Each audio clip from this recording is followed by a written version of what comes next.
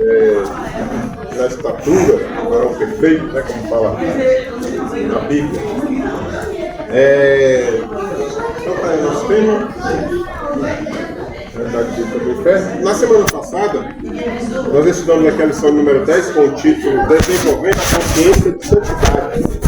Desenvolvendo a Consciência de Santidade.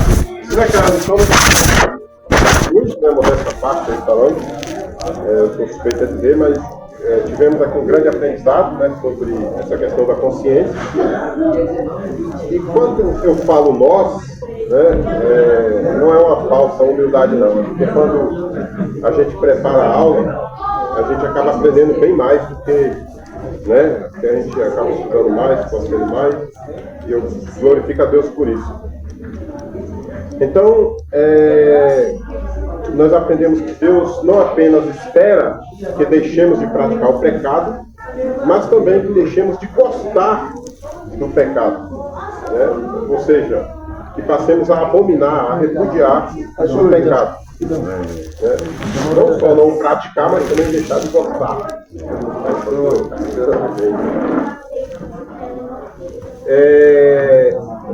Isso eu chamaria de maturidade cristã, né? Quando a pessoa já não sente prazer no pecado, né? Não está tão brigando assim contra a sua própria natureza, porque já consegue resistir bem, né? É maturidade cristã. Mas nós aprendemos também sobre os 3 estágios da santificação, né? Falamos aqui sobre, como eu falei, eu gosto de chamar aspecto, né? Mas o pastor José Gomes, ele fala sobre estágios, que é o posicional progressivo e o final, que é a glorificação final. Nós aprendemos que santificação e santidade são termos equivalentes, porém distintos, né, um do outro.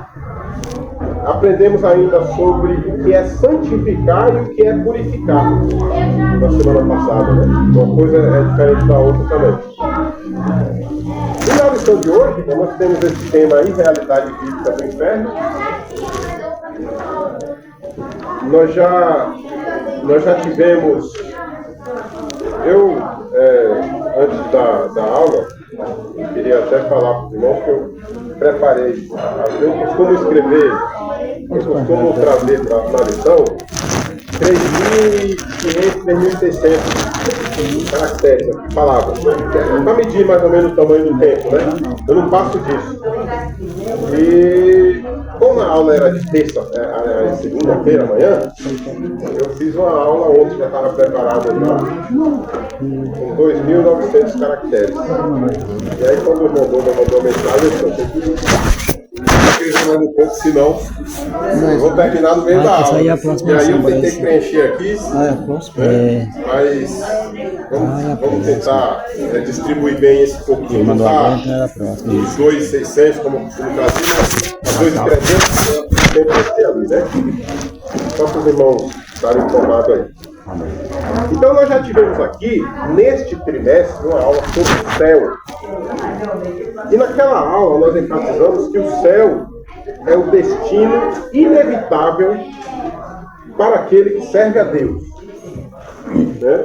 E desta vez, hoje, falaremos do inferno, que por sua vez é também o destino inevitável para quem não serve a Deus, né? Não tem como aquele que serve a Deus e assim, eu vou servir a Deus, mas eu não quero ir para o céu. Não, se ele serve a Deus, né? E também não tem como aquele que não serve a Deus dizer assim, eu não vou servir a Deus, mas também não quero ir para o inferno. Não tem isso, né? Quem serve vai e quem não serve também vai para o inferno.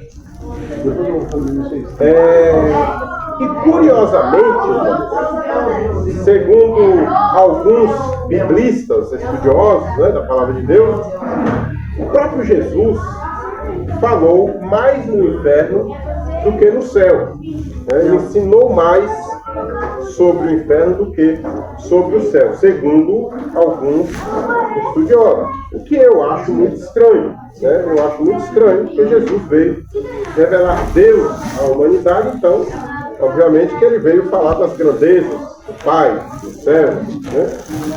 Não sei se se ele, esses estudiosos, até mesmo o pastor aqui, contou essas vezes, fez aí a pesquisa, mas muitos falam isso, que Jesus falou mais no céu do que no inferno. Inclusive, é o que diz o nosso comentarista, né, o pastor Zé Augusto. Se Jesus de fato falou mais no inferno do que no céu, talvez ele tivesse a intenção de nos transmitir a ideia de um lugar a ser evitado, né? Ele batizou isso, mas querendo que nós de alguma forma tivéssemos conhecimento para não vacilar e acabar indo para lá, né?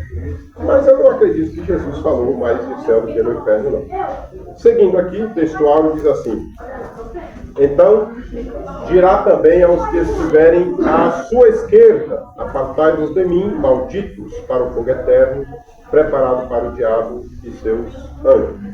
O trecho de Mateus 25, do versículo 31 ao 46, veja que o textual aqui é só no 41, né?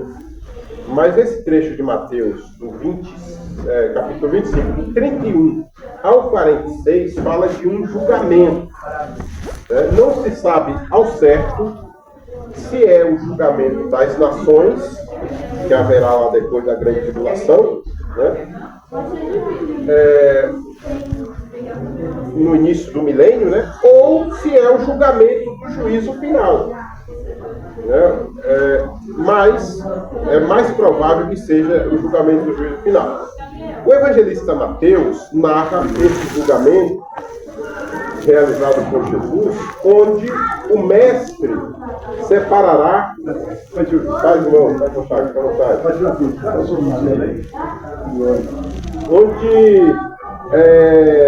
Então ele narra, né, o evangelista Mateus, ele narra esse julgamento realizado, feito por Jesus, onde Jesus separará as ovelhas dos bodes. As ovelhas, ele as colocará à sua direita e os bodes à sua esquerda. Isso aqui está nesse trecho de Mateus 25, 41, que eu falei aqui, né? 31 a 46. Então ele colocará as ovelhas à sua direita e os bodes à sua esquerda. Perceba que até na Bíblia os termos estão sinônimo de mal, né? De coisa ruim, né? Os bodes vai ficar à esquerda. Esse negócio é terrível, né? Então, para as ovelhas, Jesus irá dizer: vinde benditos de meu Pai, possuí por herança o reino que vos está preparado desde a fundação do mundo. Versículo 36. Já para os bodes, ele fará o textual, Mateus 25, 41. Apartai-vos de mim, malditos, para o fogo eterno, preparado para o diabo e seus anjos. Então, é isso que quer dizer esse texto de Mateus 25, do 31 ao 46. Ou se refere ao julgamento das nações, ou se refere ao julgamento do grande trono branco, ou seja, juízo final. O meu título aqui fala que é das nações, né? Das nações, né? Mas tem correntes aí tem que fala que é tem muita vez que a gente pensa seu amigo, não sei se você estava aqui na época que o pastor João Luiz deu aquele ensinamento sobre as 70 semanas, né? Eu lembro que foi um senhor, né? É isso, o Moreno, ele falou que esse bem-vindo é para aquelas nações que ajudar Israel quando eles fugirem e tal, né? Então depois na administração, parece que a Israel vai fugir e tal, e lá eles vão cuidar. Aí, então aí foi onde eles tive fome e me desse de comer e tal, é aquele dizer, né? Esse sermão escatológico de Mateus 24, 25 diz respeito mais aos judeus, né? O sermão para crente é aquele de Mateus 5. Jesus fez 5, 6, 7, né?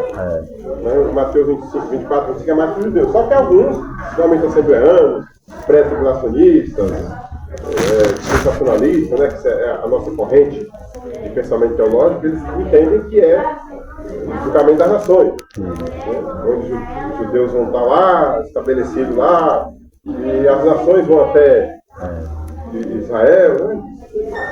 abençoando, outras amaldiçoando, e ali será um lugar, né? Eu não sei exatamente, é muito complicado essas coisas escatológicas, né? Mas a maior parte diz que é o juízo final, onde será apartado uns para o fogo eterno, os bodes, e as ovelhas para Aí é o céu. Né? Então, isso. julgamento final. Mas, continuando então, verdade prática, o inferno é um lugar real, de dor, agonia e desespero. Sua realidade é um alerta para nós ao longo de nossa jornada. Se alguém nos pedisse motivos pelos quais justificasse a nossa busca por Deus, por que você busca a Deus? Por que você insiste servindo a Deus? Se alguém pedisse motivos desse tipo, né, não seria errado dizermos que o primeiro desses motivos é porque o céu é um lugar bom, incomparavelmente com aquilo, muito bom, né? Um lugar de paz, de descanso, de alegria. Mas o segundo motivo pelo qual estamos sempre em busca da comunhão com Deus é porque o inferno é um lugar ruim. Então, essa separação, né, de um com o outro é o que faz, coloca os dois em extremos, em posições extremas, do bem e do mal, né? Um lugar de dor, de agonia, de tristeza, e eu acho que isso deveria ser suficiente. Você dizer, busca Deus, o inferno é bom, aliás, que o céu é bom, o inferno é mau, né? Seria né? Sem entrar em pormenores da fé. Eu lembro certa vez que eu estava conversando com um amigo, um crente, né? E aí a gente falando exatamente sobre o inferno, novo convertido e tal. E ele falou assim, era meio que indireta para mim. Né? Tem gente que não busca Deus, está na igreja com medo do inferno. Aí acho que Deus, eu fiquei assim mesmo. Acho que Deus mandou um de lá assim, aí chegou um que era realmente meu amigo e falou assim, mas tu busca Deus por quê? Se não for com medo do inferno. Tem que ter medo do inferno, né? Porque a gente não tem conhecimento pleno de Deus para poder adorá-lo como ele deve ser adorado. A gente adora em parte. Busca Deus pela fé em parte, né?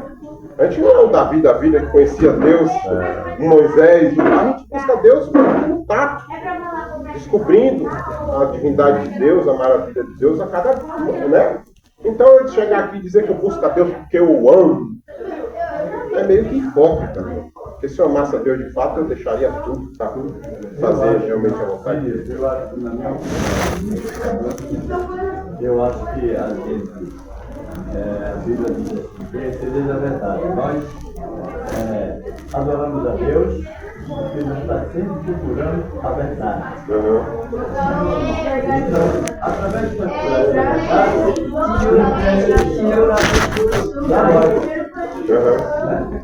nós sabemos que Deus é Deus e o inferno é Deus. A gente busca Deus pelo meio do inferno, sabe que um lugar é ruim, o outro é bom, né? Então é meio que automático isso. Mas é necessário conhecermos a cada dia. Né? A introdução, né, irmão Luiz, por favor? O inferno é um dos assuntos principais do Novo Testamento. O Senhor Jesus ensinou mais a respeito do inferno que o céu. Nas páginas dos Evangelhos, ele também ensinou mais sobre o inferno do que o apóstolo Paulo. Por isso, nesta lição estudaremos a doutrina bíblica do inferno.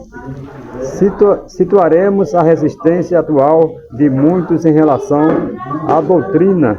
Veremos as principais palavras que traduzem inferno e mostraremos que negar essa doutrina bíblica significa negar todo o cristianismo bíblico. Amém. Aí, vocês vão observar que o pastor ele tem essa posição, né? Jesus ensinou mais a respeito do inferno do que do céu, né? Bom, bem verdade é que o conhecimento que se adquire de Deus, da Bíblia ou de suas doutrinas, como é o caso aqui, que nós estamos aprendendo sobre o inferno, né? Esse conhecimento que nós adquirimos não é uma condição para a salvação de ninguém. Não é porque eu conheço mais o inferno ou o céu que eu vou ser salvo, ou deixar de ser salvo. Não é o conhecimento em si. né? Porém, é preciso que se diga também que resistir a essa doutrina, desprezá-la, negá-la, né, pode significar negar a todo o cristianismo bíblico. Porque o cristianismo bíblico ensinado, ele tem destinos. É uma caminhada com destinos a ser alcançado, né?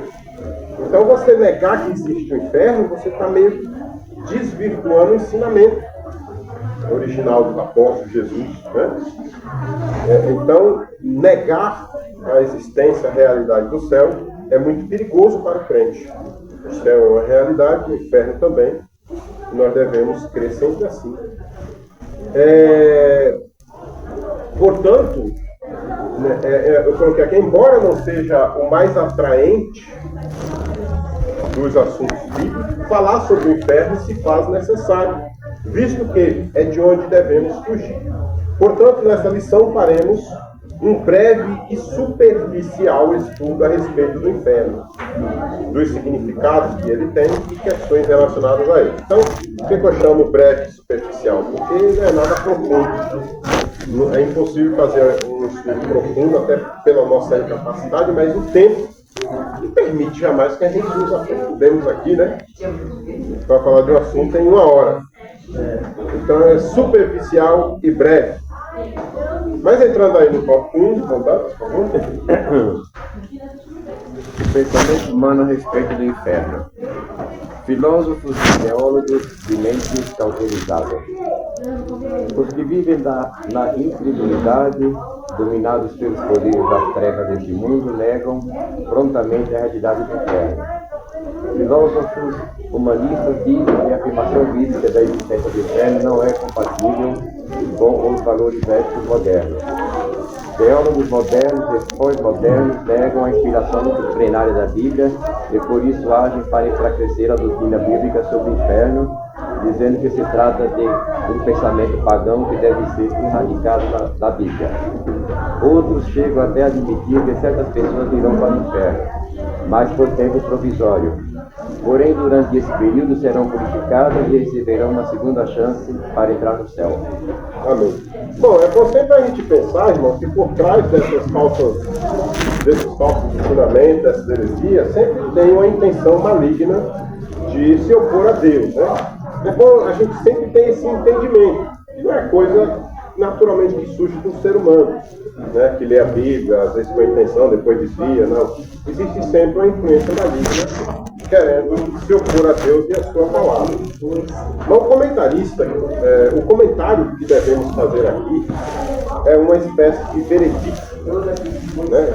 Lógico, conclusão que se chega aqui. Se Deus, através de Jesus e escritores bíblicos inspirados, discorreram, né, falaram sobre o inferno, afirmando sobre a sua realidade, e depois vem a ciência, vem filósofos, e até mesmo falsos teólogos, contradizendo o que está escrito, né? Devemos considerá-los, como a Bíblia fala, anátemas, né? Malditos ou dignos de maldição, inimigos de Deus.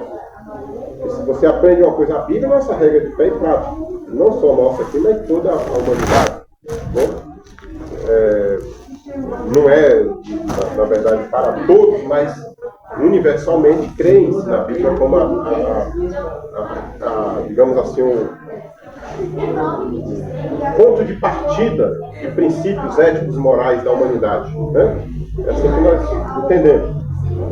Então nós devemos considerar todos aqueles que se contradizem ao que está escrito, ao que foi falado por Jesus e pelos profetas, devemos considerá-los pessoas dignas de maldição, pessoas malditas, pessoas que não têm boas intenções, né? Chamados de incrédulos, me parece pegar leve com eles. A credulidade, de certa forma, denota falta de conhecimento. Uma pessoa incrédula, às vezes, porque não teve a oportunidade de, né?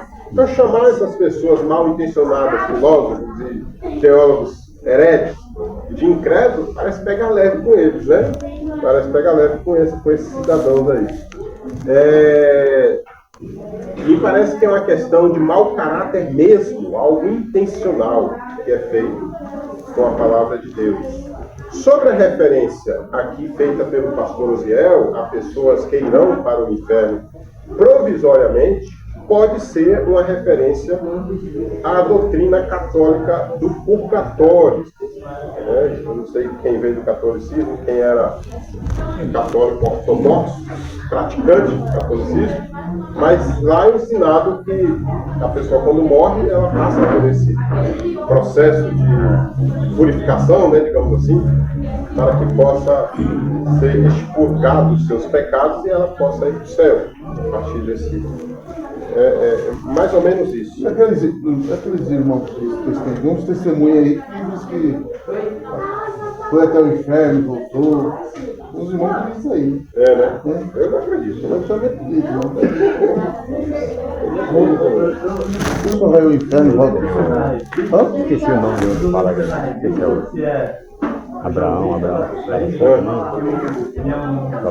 foi Adão, né? Adão. Então, purificado depois do céu. Purificado no inferno? Bobagem. Bobagem pura. Vamos seguir aqui então o ensino do universalismo. O ensino do universalismo. Lembra, por favor? Ensino do universalismo. Outro argumento muito frequente atualmente é o falso ensino de que no final das contas todas as pessoas irão para o céu. Por exemplo, não haveria diferença no destino de um assassino vil e cruel para um crente que buscou ter uma vida santa, fugindo do pecado.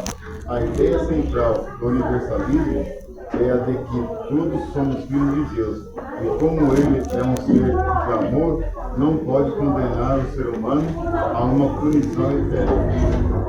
Amém. Bom, existe uma doutrina teológica, herética, que foi construída a partir de interpretações equivocadas das Escrituras Sagradas, com o nome de aniquilacionismo. Aniquilacionismo. Ele está dizendo tudo, aniquilar, né? Aniquilacionismo. O aniquilacionismo prega que as almas dos pecadores serão aniquiladas para sempre. Eles pregam isso, ensinam isso. Evitando assim o sofrimento eterno. A mesma coisa de chamar Jesus de mentiroso. Jesus falou que vai sofrer eternamente, aí vem alguém dizendo que não. Deus vai aniquilar e não vai sofrer mais. Ou seja, a princípio parece algo ruim. Aniquilar algo. Mas na verdade vai aniquilar para que ela não sofra eternamente. Essa é a ideia. Os aniquilacionistas falam que os pecadores, os ímpios, quando forem lá um tipo de misericórdia. Vai aniquilar as almas e deixar de sofrer eternamente, né? Então, eles pregam isso aí. Hoje, essa doutrina é defendida pelos adventistas do sétimo dia. Lá ensina isso aí mesmo. É sério? Sério. Eu vejo debate disso aí. Direto. Tem os defensores do adventismo lá que falam exatamente isso. Se for assim, o negócio de pagar. Pagar? Tem que pagar alguma coisa. Para ser salvo? Não, eu digo o cara pensou com a vida toda, aí lá vai ser aniquilado e não vai pagar nada. Ah, tá, pagar a pena. Então, exatamente. Aí chamou Jesus de mentiroso, né? Dessa forma. Então, os adventistas do sétimo dia e os testemunhos de Jeová são as duas principais grupos cristãos aí, que é pode chamar de cristão, né? Entende assim, prega isso.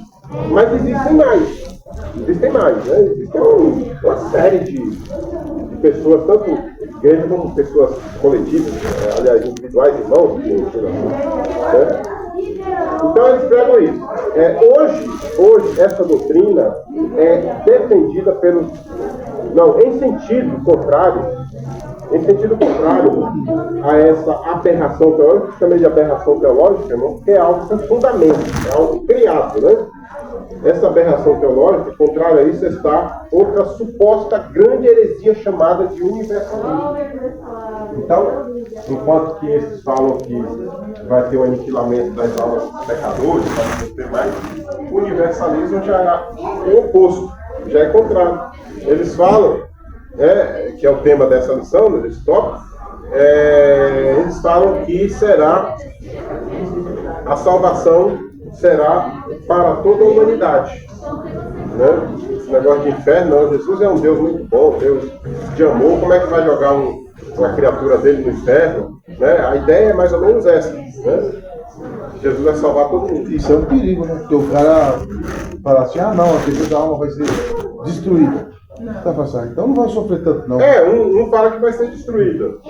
O outro, né? Aí ele vai falar assim, então eu vou ficar aprontando mais um pouquinho aqui. Pronto. Se vai todo mundo ser salvo. A minha irmã é testemunha de Jeová, ela falou isso aí pra mim. Aí Deus é um Deus bom, como que vai lançar ninguém no céu? A minha irmã, ela é testemunha, né? Então. Não nada, não foi nada. Então, esta, embora menos esdrúxula, né?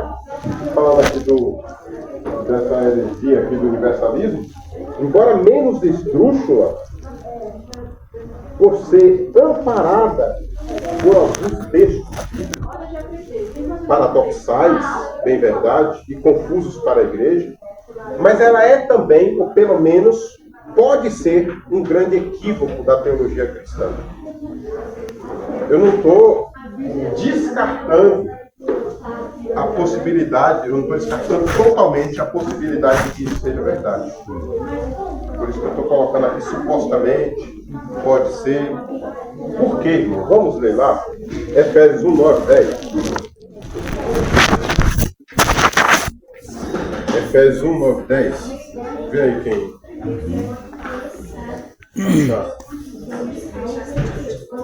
Sim. Fazemos-nos conhecer o mistério da sua vontade, segundo o seu beneplácito que nele propôs, para a dispensação da plenitude dos tempos, de fazer convergir em Cristo todas as coisas, tanto as que estão nos céus como as que estão na terra. Convergir. Fazer congregar em Cristo, né? Todas as coisas. Todas as coisas. Tanto as que estão no céu como as que estão na terra. 9 e 10, né? Isso. Agora, ao que fala em Colossenses, você vê, tem mais de uma referência. Deve ter umas 3 ou 4 referências. Eu trouxe 2 aqui. Colossenses, capítulo 1, versículo 19 e 20. Colossenses 1, 19 e 20. Porque foi do agrado do Pai que toda a plenitude nele habitasse, e que, havendo por ele feito a paz pelo sangue da sua cruz, por meio dele reconciliasse consigo mesmo todas as coisas, tanto as que estão na terra como as que estão nos céus. Tem um lugar aqui, irmãos, que eu não sei onde é, que fala assim, potestade, seja... Não sei se o irmão Luiz lembra dessa outra referência. Que fala sobre esse mistério da reconciliação. Que nós não entendemos. Mas eu queria falar para os irmãos que a gente... Como explicar isso aqui? Deus irá reconciliar todas as coisas que estão no céu. Reconciliar nele, na pessoa de Jesus, o sacrifício de Jesus. As que estão na terra e nos céus. Né? Tem um versículo, depois eu vou trazer.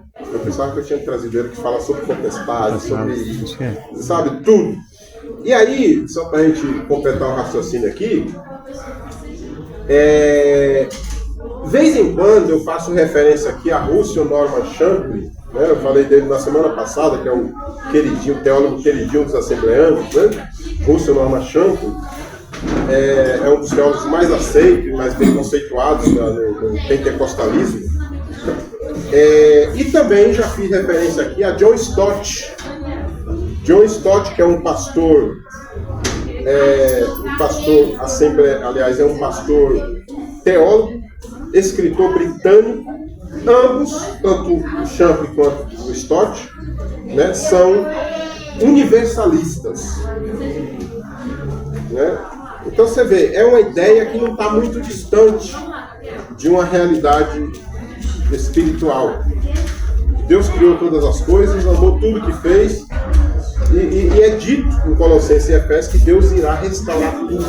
Inclusive, Champlin ele fala que até os demônios serão restaurados, até o diabo serão. Né? Lógico, isso aqui está longe do nosso entendimento, da nossa dimensão, de você entender, né? Mas Deus irá fazer isso, também não se sabe quando. É o que diz o texto. Mas, enfim, são duas coisas que você deve rejeitar a princípio. O aniquilacionismo, que não vai existir um sofrimento eterno. Deus vai aniquilar as almas pecadoras, isso aí não é bíblico.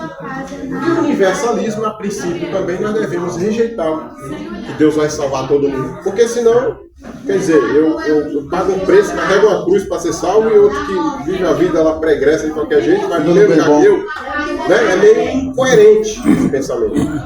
Mas pode ser que isso aconteça depois de tudo, né? Uma outra dimensão. Você sabe que a Bíblia é uma espada. Você sabe que a Bíblia é uma espada. Quando ela corta aquela coisa, sim, sim. Quem lê para aquela porta lá, para chegar no céu, é como céu, mas quem não corta, vai ser lançado para o inferno. A Bíblia é a espada. Exatamente. Então, o universalismo, na verdade, que é o assunto desse nosso ponto, não é algo que Orígenes, que foi um dos pais da igreja, no ano 1000 e alguma coisa, aliás, no ano o primeiro século da igreja, Orígenes que inventou essa teoria de universalismo, né? Inventou não, ele extraiu textos bíblicos e criou, né? Ele estudou essa teoria, né? Na igreja cristã. Então, é um pensamento que não é novo, né? Desde as primeiras décadas, quando muitos 100 anos de igreja aí, já havia esse pensamento universalista, o qual prega uma salvação universal, ou seja, de toda a humanidade. E por que não dizer de toda a criação? Você falou de atentado, você lembra? Sim. Eu achei aqui, não sei se é esquerdo, Efésios 2:2. E o outro crente andasse segundo o curso desse mundo, segundo Cristo da igreja. Não, mas não, é quando está falando relacionado a reconciliar.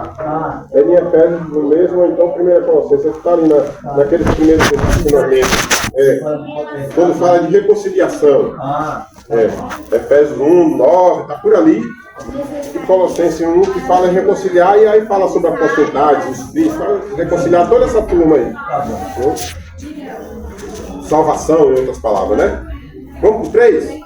O irmão Jair pode ler? Aqui. O alerta apostólico. Vamos lá. Meio idiota, mas mesmo gostando do texto. Esses falsos, o alerta apostólico, esses falsos ensinos revelam a fraude que muitos intelectuais cristãos cometem a respeito do cristianismo bíblico. O que eles fazem é transformar a verdade de Deus em mentira, negar integralmente o ensinamento bíblico a respeito da realidade bíblica do inferno, como se encontra claramente exposto no Novo Testamento. Não por acaso o apóstolo Paulo escreveu a respeito desses falsos ensinadores. Eles teriam aparência de piedade, mas negariam sua eficácia. 2 Timóteo 3,5. Resistiram à verdade,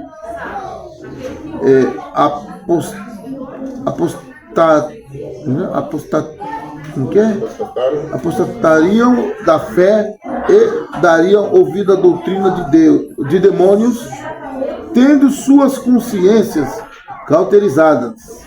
Atualmente estamos testemunhando de maneira vivida todos os alertas apostólicos. E aí acabou aqui. No apostólico. Quanto aos falsos ensinamentos e ensinadores dos últimos dias. Amém. Bom, este subtópico fala do alerta dos apóstolos e escritores aos crentes da igreja primitiva, mas que serve também para a igreja de todos os tempos, né? Inclusive a de hoje. Eu não acho inteligente, vou dizer, que hoje precisamos ficar mais alerta, do que antes, né? Assim como eu não acho também certo dizer que antes era mais fácil ser crente. Para mim não existe essa... Minha mente não consigo entender isso.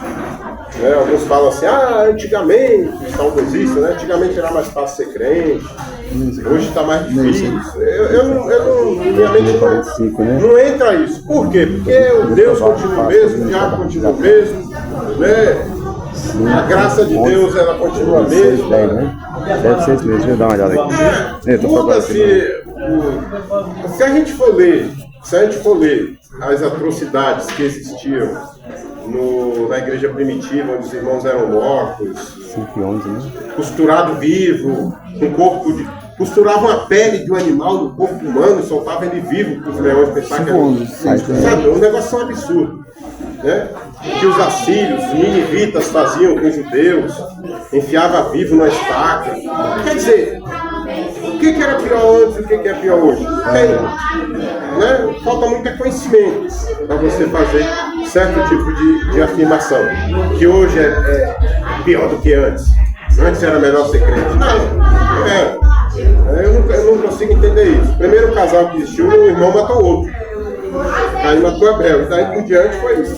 Então, o diabo sempre foi o mesmo, Deus sempre foi o mesmo. Então não é uma coisa muito sábia afirmar isso, né? Bom,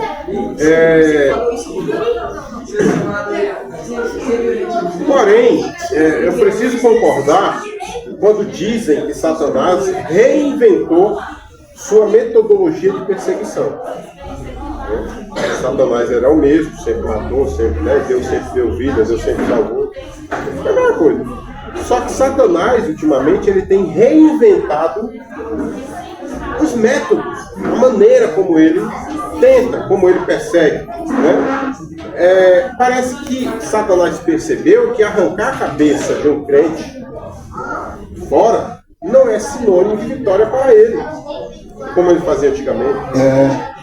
Né? Antigamente matava o crente, mas parece que ele não sabia que o crente era morto e ia pro céu. E hoje ele parou de deixar de fazer isso. Né? Não se vê tanto isso, pelo menos nos dias de hoje. Existem leis que existem, embora nos países islâmicos, nos países lá existe muito isso ainda, mas no mundo em geral não é mais como o mundo de antigamente. Essa é a grande verdade. Os romanos antigamente matavam, né, sem limites. Né? Então,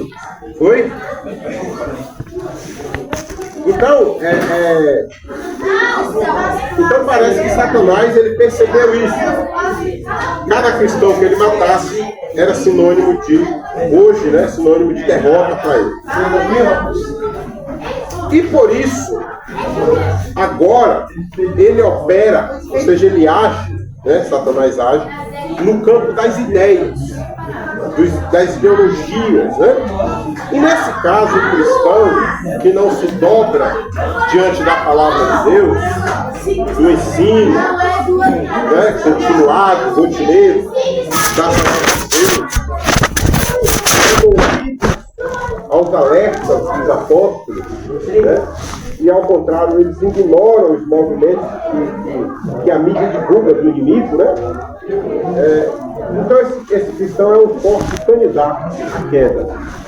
Essa é a verdade. Porque hoje é no campo das ideologias que Satanás ataca, das ideias. Eu poderia falar aqui sobre essa grande conquista que teve, um lado, né, mentiroso ali, divulgando, e outro, né? E aí, as ideias. Quanta multidão de crente no apoio de esquerda. Hoje ele quer, como teve uma aula, desconstruir, né? Não sei qual foi o trimestre que você deu uma aula aqui sobre desconstruir, que o diabo propõe desconstruir aquela coisa que fez, né? Como? Desconstruir, né? Sim. Então ele vem fazendo isso aí que é para que o homem peque. Se matar é uma vitória. É uma ideia, né? O entendimento das pessoas, mas consegue arrastar a multidão. Né? O miserável ele faz um upgrade, né? Ele muda as ideias. Então, quer dizer, hoje tem uma vastidão de pessoas enganadas pela mídia, né? Pela mídia forte e grande, né? Vamos falar de mas você sabe, não, vou te falar uma coisa pra você, Sebastião. É rápido que eu vou falar. Mas nós cristãos, nós temos uma parcela muito grande em tudo isso que culpa, isso é muito grande. Porque ontem eu tive conversa com algumas pessoas que nasceram no berço evangélico, hoje não querem nem saber, cara, não dá nem atitude. Por nossa culpa, nossa arrogância, sabe? Então o diabo também usa isso aí. O diabo é astuto, ele procura as melhores maneiras de retomar um, de tirar o caminho, né? E ele Hoje está difícil. Hoje ele acha muito nessa área, né? Ele é organizado. O Espírito Santo, certo? Mas a semente tem que ser jogada. E hoje eles não aceitam nem a semente. Você vai falar, não, você está entendendo? Ele tá um negócio meio assim, por causa que muitos que estão aí em cima aí estão fazendo as coisas que estão desagradando. Escandalizando, né? Escandalizando. Outro lado. E que não deixa de ser influenciado pelo inimigo, né? Mas enfim, vamos para o 2. No Antigo Testamento. Nossa, vai dar 2 horas já. É grande esse. Uma palavra externa aparece na Bíblia. No Antigo Testamento, a primeira palavra que destacada no Antigo Testamento é Sol, o mundo inferior dos mortos, sepultura, inferno, sol. Ela traz a ideia do Antigo Testamento para morar dos mortos, lugar que não tem retorno. Essa palavra aparece 65 vezes no Antigo Testamento. Sepultura, lugar para onde os mortos iam. E fiéis seriam resgatados desse lugar. O ímpio não seria resgatado de lá. O ensino sobre o destino das pessoas conscientizava mais o lugar de pessoas que concentrava mais para o lugar onde os corpos das pessoas iam para o destino da alma após a morte. Não há, portanto, um texto claro no Antigo Testamento a respeito da divisão de Sheol entre o lugar do castigo e o outro vivendo. Assim, o Antigo Testamento aponta para o Novo Testamento, a doutrina do destino eterno das pessoas após a morte. De modo geral, a palavra hebraica Sheol também é descrita como lugar de castigo.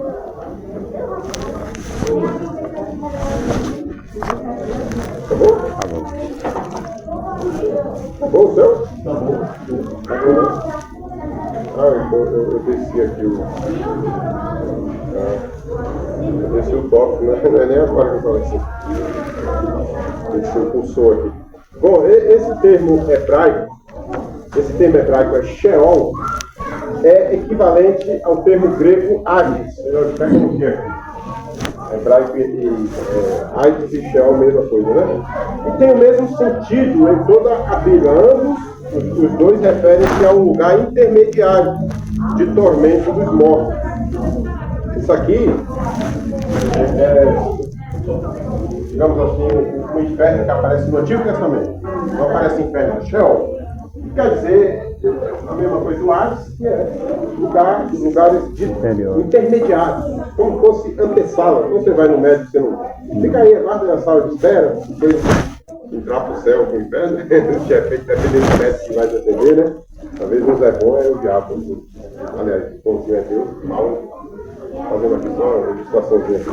Mas, então existem esses dois lugares aí, intermediário, né? Ambos referem a um lugar intermediário de tormento. Né? É importante lembrar, no entanto, que esse lugar de tormento que está reservado para os mortos, não é para os mortos em sua totalidade, corpo, alma e espírito, ou seja, mas apenas para a parte imaterial dos mortos. O que é que vai para esses lugares de tormento? Isso aqui é tudo após a morte, né? O que é que vai para esses lugares de tormento? segundo o autor aqui, a alma e o espírito, porque o corpo volta, obviamente, para a terra, né? Eu, particularmente, eu acredito que é só para a alma, esse lugar de tormento. Quem vai para esses lugares de sofrer, assim como para o inferno depois, eu entendo que é só a alma. Do meu ponto de vista, o espírito humano não morre. Volta a Deus. Eu entendo assim, que o espírito volta a Deus, o corpo pro pó e a alma é que vai responder pelo que ela fez de bom e de errado. Eu entendo assim, tudo assim. Né? Falar de morte e inferno são assuntos que jamais falaremos por experiência própria, né? Ninguém tem experiência aqui para falar de inferno. Ninguém sabe ao certo como são nem o céu, nem o inferno. Imaginamos, devido ao pouco que nos é revelado, que o céu seja um lugar bom e o inferno seja um lugar ruim. Isso é básico da nossa fé. Né? Mas, como é de fato, não sabemos. E sobre o inferno, eu espero que nenhum de nós o descubramos. Quanto é ruim, né? Entendeu?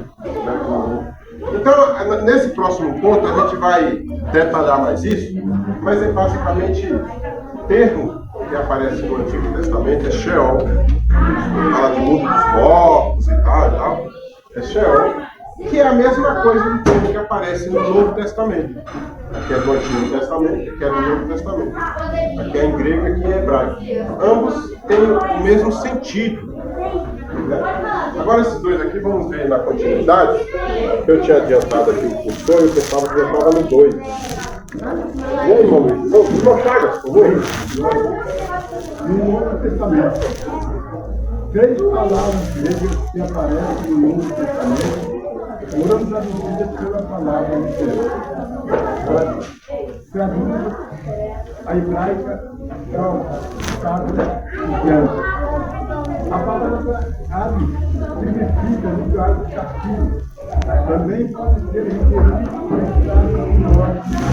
O ser humano experimentará no fim da vida. A palavra traz a ideia de mais profunda que a família. A habitação em que eles sofrem punição pelas suas obras más. Os anjos caídos estão presos neste lugar. A palavra que aparece 12 vezes no Novo Testamento significa castigo eterno. É uma palavra que deriva de termos hebraicos apelados do vale de Inon, ao lado sul, ao leste de Jerusalém. Neste lugar, os adoradores de valor sacrificaram bebês no corpo. Não por acaso, o profeta Jeremias se referiu ao vale de Inon como julgamento.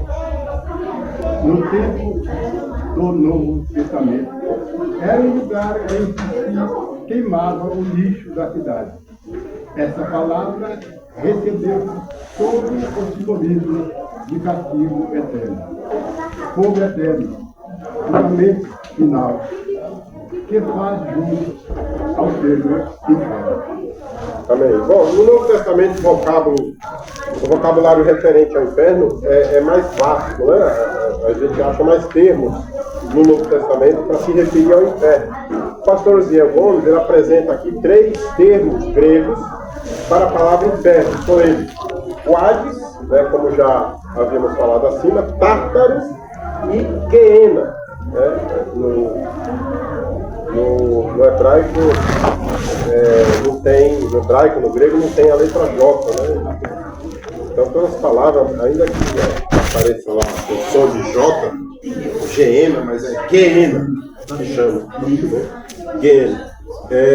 Começando pelo Hades, que é um lugar de castigo para onde vão as almas dos ímpios que morrem. Que é a mesma coisa do Sheol no Antigo Testamento. O ímpio morreu, vai para o Hades. Hoje, atualmente, na era Jesus cristã, na era cristã, o ímpio morreu, vai para o Hades.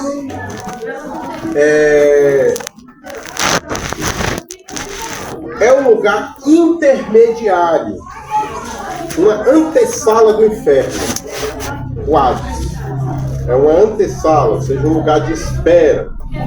E ele espera, obviamente, sofrendo, né? Mas não é o sofrimento final. O Tártaro, que até então, um tempo atrás, para mim era só aquele negócio de creme dental lá que tinha. Pra mim é negócio de dentista. Mas passou a ser aqui também. É Tártaro agora. Brincadeira. Então o Tártaro é uma espécie de abismo, né? Um lugar mais profundo que o Hades, um lugar mais, digamos assim, tenebroso, né? Mais quente, se é que podemos dizer assim, né? Do que o Hades, do que esse lugar intermediário, né? O pastor Zé diz aqui que lá estão os ímpios, mas é um lugar que deve ser destacado, porque foi lançado ali uma parte, não é que todos os demônios, anjos caídos foram lançados ali, aqueles que se rebelaram e tal. Não, isso não. Uma parte deles foram lançados ali, no Tártaro, né? Que é esse lugar onde o sofrimento é mais intenso, um lugar mais, tipo de inferno mais profundo, né? E aí a diferença dele é porque ali estão os anjos caídos. No Hades estão os ímpios, pecadores. No Hades estão uma parte dos anjos caídos, aqueles que se rebelaram, que a gente chama de demônios, né? Então, ali, mas é uma parte, porque hoje existe também demônios soltos. É um termo, Tártaro, é um termo que aparece uma única vez em toda a Bíblia, em 2 Pedro 2,4. E por último, né, o Guiena, que traz a ideia de castigo eterno. Então, o autor aqui ele fala de 3 tipos de inferno: o Hades, o Tártaro e o Guiena, né? Então, é um inferno, não é um inferno. Quando a gente fala de Hades, a gente não está falando do inferno, mas de um tipo de inferno. O Tártaro, o Guiena, é um tipo de inferno, né? Ou seja, são lugares preparados para níveis diferentes de pecadores. Uns são anjos caídos, outros são ímpios que pecam e tal, mas são lugares até então intermediários, não definitivos. Lugares que estão ainda aguardando, sofrendo lá até ir para um lugar definitivo que é o inferno. Assim como o céu é o lugar final definitivo do salvo, antes do céu eles estão no seio de Abraão, estão no paraíso. O inferno também tem os seus lugares intermediários, que é o Hades, o Tártaro. Então, o Guiena, né, fala sobre esse fogo eterno, o julgamento final. Fica subentendido aqui que o Guiena é um inferno, e não um tipo de inferno, e não o inferno em si. Mas é o mais considerado, dos outros dois, é o mais considerado próximo do inferno, Guiena, né? Aí não confunda aqui com hiena, nem com gema, é Guiena, o nome grego. Bom, avançando aí para o 3, a doutrina bíblica do inferno, o conceito bíblico do inferno. Lembra, por favor? À luz de Mateus 25:41, o inferno é um lugar real. O Deus justo e bom jamais faria um lugar como esse para o ser humano, criado à sua imagem e semelhança. Mas sim para o diabo e seus anjos que se rebelaram contra ele. Entretanto, quando o ser humano despreza a Deus e a sua palavra, colocando-se sob o governo do Deus deste século, o diabo será também sentenciado e destinado ao mesmo lugar que Satanás e seus demônios foram. Algumas coisas precisam ficar claras aos crentes e a todos. O inferno não foi feito para os seres humanos, né? É lógico que Deus sabia que seriam lançados ali também seres humanos, né? Mas o inferno foi feito para o diabo e seus anjos, como a Bíblia fala. É o que está escrito em Mateus 25:41. Então é um lugar real, né? Não é um mito, é um lugar real, existe, né? É um lugar que é sinônimo de sofrimento extremo e está vazio por enquanto, né? Está vazio por enquanto. A Bíblia diz que quando Jesus morreu foi lá, o inferno tomou atado, né? Assim, né? Então é um lugar que está vazio, ainda não está, não foi inaugurado.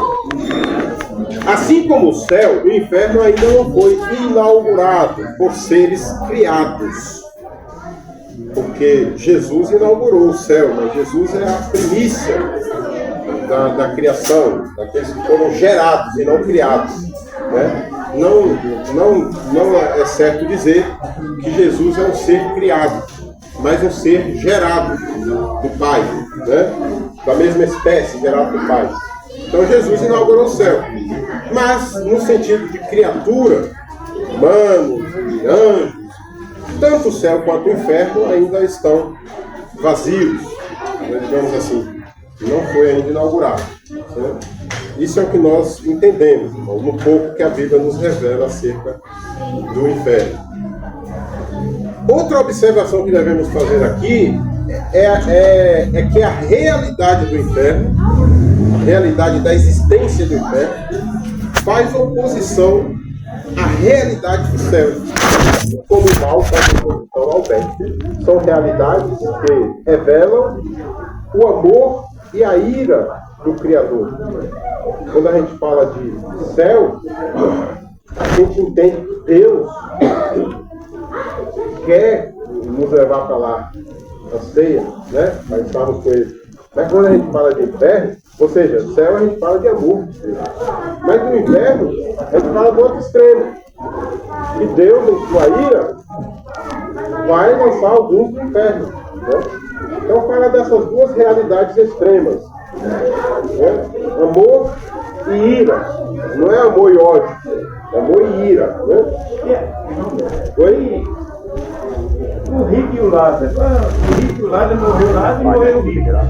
Mas lá na minha separação do rico e se lá. Ainda a igreja aí tem outro lugar. Quem morre no inferno tem separação lá. E quem morre no inferno vai entrar lá no fogo do inferno.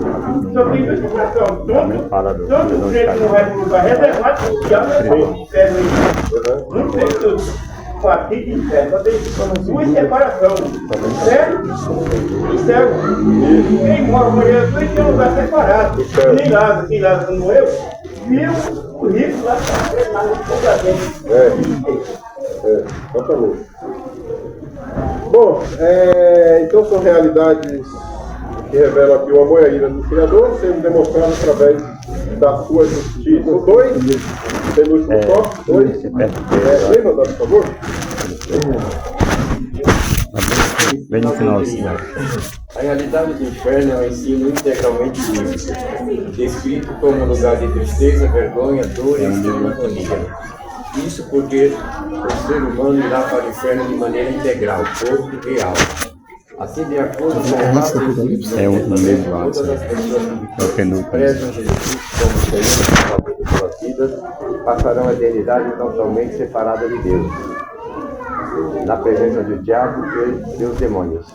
Amém. Bom, ainda que os aniquilacionistas tentem pormenorizar, inferiorizar ou até mesmo anular o sofrimento dos ímpios, né, o objetivo dos aniquilacionistas é dizer que Deus vai deixar, vai estancar o sofrimento deles, que seriam eternos. Deus vai aniquilar, vai parar de sofrer as almas pecadoras, né? Mas ainda que eles falem isso, a Bíblia deixa claro que isso não será possível. Eu diria que não acreditar na realidade do inferno é não acreditar na realidade de um céu. São realidades, eu coloquei aqui um termo, concomitantes, né? Isso existem ao mesmo tempo um do outro. Ao mesmo tempo que existe o céu, existe o inferno. Concomitante, um ao outro, né? Simultâneos. Né? Então são realidades inegáveis. Se a gente fala de um céu, como sinônimo de salvação, estar com Deus, obviamente tem o inferno, né? Então, essa lição tem por objetivo deixar claro a realidade, que é o nosso tema, né? A realidade bíblica do inferno. Então, de fato, isso para nós aqui é meio que redundante. Chover no molhado. Falar para o crente que existe o inferno. Mas a gente precisa ter essa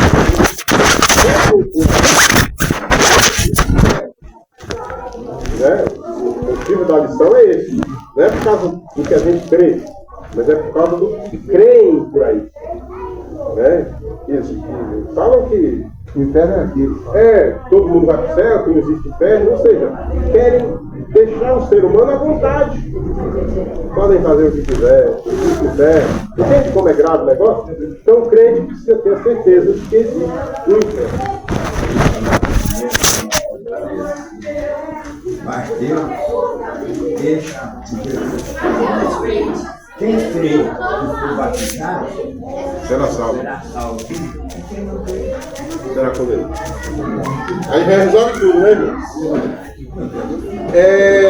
Eu não sei qual a interpretação que o pastor Osiel faz acerca da composição humana, das partes humanas, né? Se ele é dicotomista, tricotomista, monista, eu tenho certeza que não.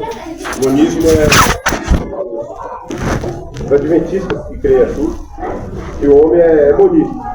Se o homem morreu, é um só. Morreu alma, morreu, acabou tudo. Né? É uma fé estranha dos adventistas do sétimo dia.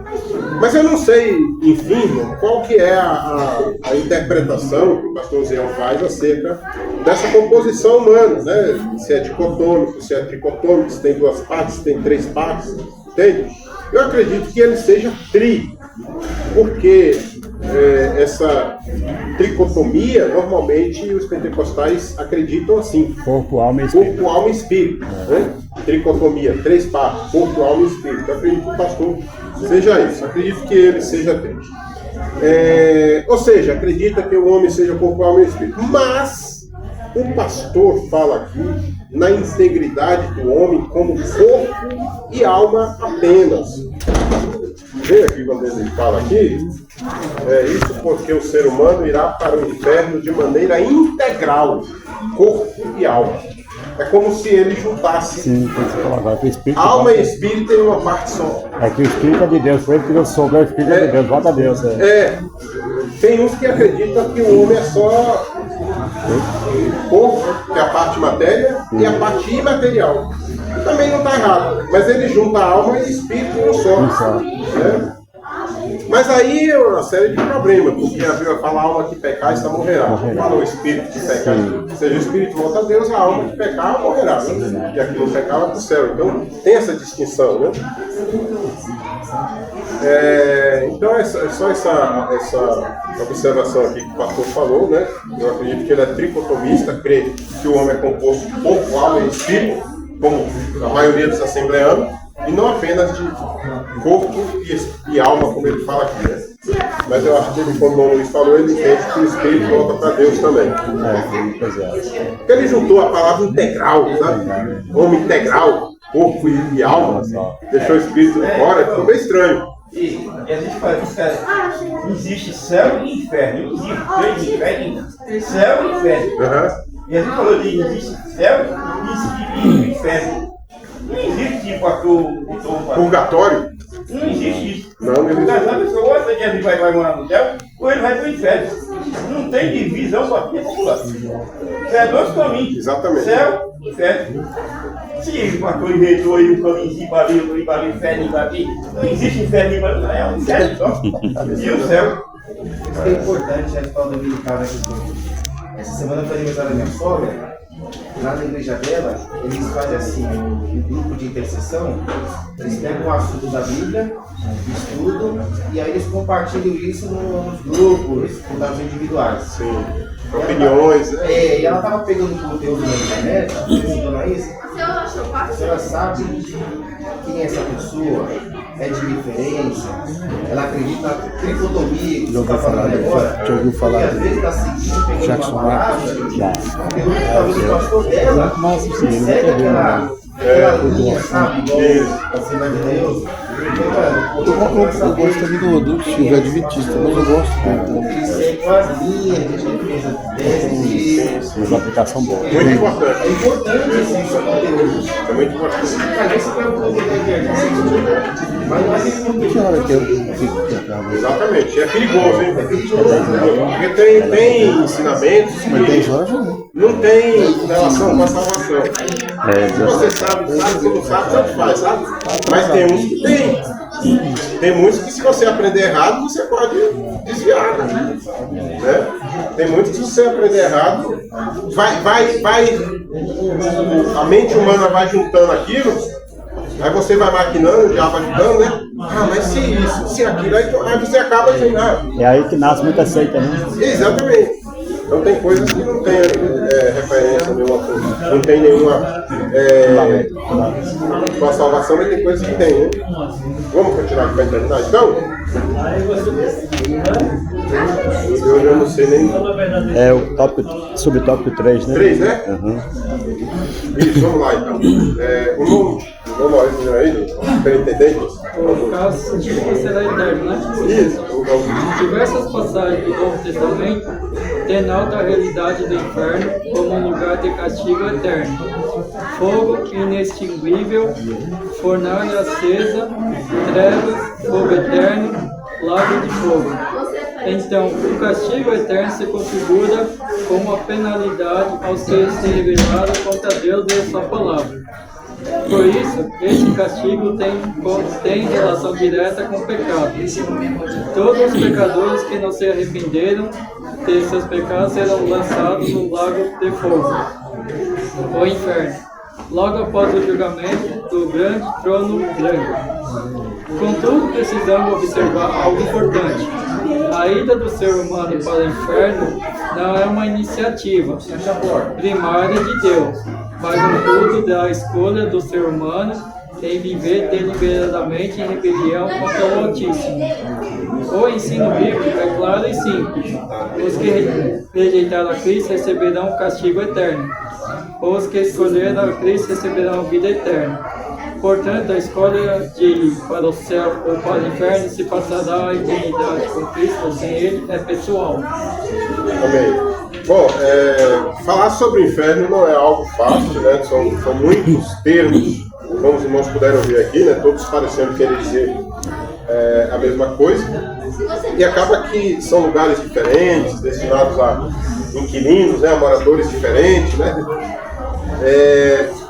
A lição que tivemos sobre o céu foi bem mais simples. Eu não sei se terceiro ou quarto, lá no início, né? Foi uma lição bem mais simples. E embora a Bíblia não entre tanto em detalhes, mas foi mais fácil falar sobre o primeiro, o segundo, o terceiro céu, que a gente comentou aqui, né? Sobre o seio de Abraão, sobre o paraíso, mais fácil de compreender, né? Como sendo ali lugares intermediários para os salvos, né? Mas quando o assunto é inferno, a complexidade aumenta muito, né? A dificuldade de compreensão e até mesmo de explicar isso aumenta muito. Hades, Tártaro, Geena, né? Sheol, então são termos que às vezes dificulta mais. Então é difícil de se explicar uma coisa que não se entende bem, né? Isso é óbvio. Mas eu penso que o que mais importa nessa lição, que agora é o último tópico, né? O que mais importa é sabermos que, assim como existe um lugar de descanso eterno, existe também um lugar de castigo eterno. A balança de Deus precisa ser justa até nas horas finais da existência humana, né? Deus é justo em todo o tempo. E nesse momento não seria diferente, principalmente nesse momento, que envolve julgamento, juízes, né? Agora, o pastor fala aqui que a ida do ser humano para o inferno não é uma iniciativa primária de Deus. Ou seja, Deus não fez o inferno focando, visando o pecado do homem. Não foi por isso que ele fez o inferno. Por isso que não é uma iniciativa primária de Deus em relação ao ser humano. Né? Mas, ele fala que não é uma iniciativa primária de Deus, mas é um fruto da escolha do ser humano em viver deliberadamente em rebelião contra o Altíssimo. O inferno não é uma escolha primária de Deus para o ser humano, mas é um lugar onde se tornou propício, digamos assim, ao ser humano em função da sua deliberalidade em pecar e se rebelar contra Deus. Esse livre-arbítrio aí que o homem... É o livre-arbítrio, olha, né? Mal utilizado. E aí o homem acabou indo para lá, ou vai para lá. Acertadamente o pastor faz essa observação aqui. Né? Veja, ninguém faz uma escolha direta pelo inferno, assim como ninguém faz uma escolha direta pelo céu. A escolha, a dose proposta por Deus é pelo caminho e pela porta, e não pelo destino final. Ninguém, dificilmente se prega ou se deve pregar o céu em si. Né? De repente até assim, para aguçar o nosso desejo de ir para lá, pregar o inferno para aumentar o nosso repúdio, a nossa rejeição. Né? Mas o que deve pregar é a existência de um Deus que salva e de um diabo que leva para o céu. Né? Ou seja, o foco da pregação é a porta e o caminho a ser seguido, e não o destino final que esse caminho levará.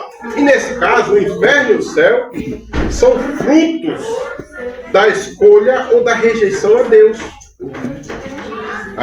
O céu e o inferno são frutos da escolha ou da rejeição que se faz a Deus. Portanto, frutos de uma escolha,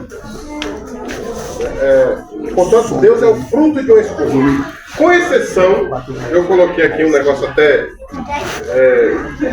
digno de graça, né? Vem dar risada aqui, sei lá. Mas com exceção de Zeca Pagodinho, que falou que se no céu não tiver cerveja e pagode, ele pede sucesso pro inferno. Falou isso? Não falou? Vários outros também falaram isso aí. E outras palavras. Mas ninguém coloca como alvo o céu ou o inferno. Coloca-se como alvo Deus. Lógico, representado na pessoa de Jesus Cristo, né? Coloca como alvo Deus, né? Servir a Deus, buscar a Deus, conhecer a Deus. E o inferno e o céu são apenas efeitos dessa escolha, dessa rejeição que se faz. Deus tem o caminho, A verdade e a vida. e ninguém vai para outro lugar. Não tem caminho. Então, mas até no caso de Zeca Pagodinho, ele não escolheu o inferno ou o céu, ele escolheu a cerveja e o pagode. Né? Não se escolhe o céu ou o inferno, escolhe o motivo pelo qual leva a ele, ou rejeita ele. Bom, outro ponto abordado aqui pelo pastor Osiel foi sobre o tempo, ou seja, quando, né, que acontecerá a ida dos pecadores para o inferno. Quando que acontece essa ida, né? Que na verdade é o mesmo tempo determinado para a ida dos salvos para o paraíso. Isso acontecerá depois do julgamento final, também conhecido por grande trono branco. Uma ida para o inferno e para o céu, ou para o céu, no final do julgamento. Né?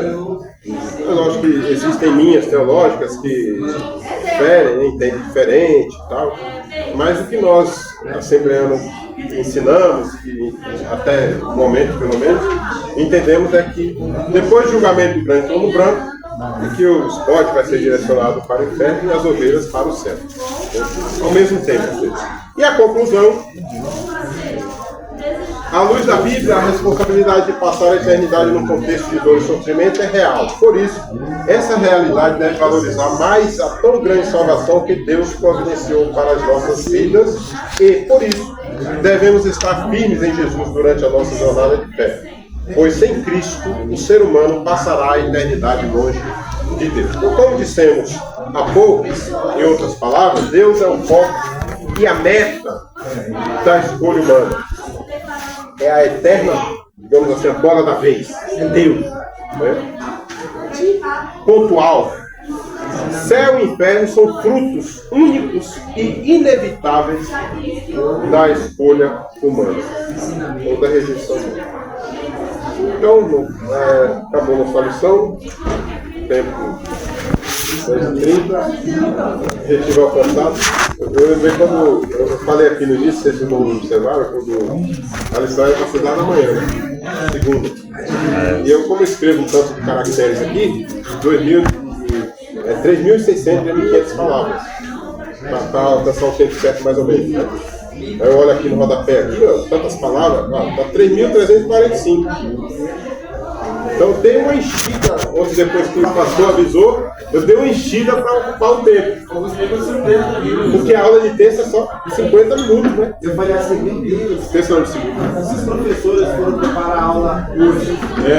Eu estava contando para si. Então, eu ia terminar no meio mais ou menos aqui, eu dei uma enchida aqui. Mas é isso aí. Hã? A usinha de cana era muito suave. Mas quando ela chega lá na turbina de cana, ela separa. Tem um lado tampouco, ela separa do lado de baixo. Depois até está inventando uma economia, a economia da perdição. Querendo que você perdição, destruição. Agora, ele sai da economia. O pecador ele sai atrás do erro. Você não quer ir para o inferno, ele tem que sair no caminho do inferno.